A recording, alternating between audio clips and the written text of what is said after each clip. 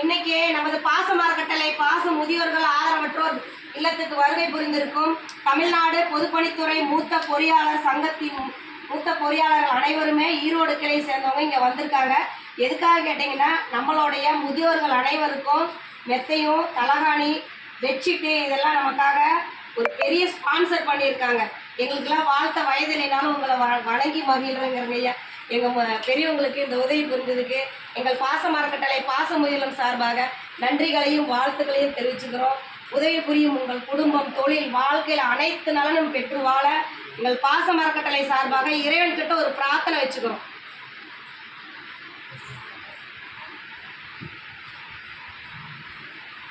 பாசமரக்கட்டளை பாச முதியோர்களுக்கு உதவி புரிந்த தமிழ்நாடு பொதுப்பணித்துறை மூத்த பொறியாளர் சங்கம் அனைவருக்கும் எங்கள் பாசமரக்கட்டளை சார்பாக நன்றிகளையும் வாழ்த்துக்களையும் தெரிவிச்சுக்கிறோங்க ஐயா.